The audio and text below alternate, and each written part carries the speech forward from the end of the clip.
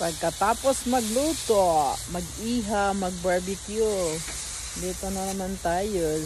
Pag magdidilig tayo ng mga halaman ni Madam, baka mamatay yung halaman. Kaya kailangan nating dilig-diligan. Buti pang halaman na diligan, char. Yung sarili ko, dinidiligan ko na.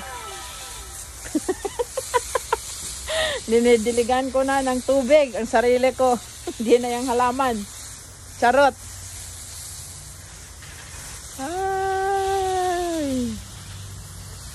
Ganito pala pagkatulong, no? Lahat ginagawa para masaya ang amo natin. Sana bigyan ako ng bonus ni amo. Amo, bigyan ako ng bonus ha.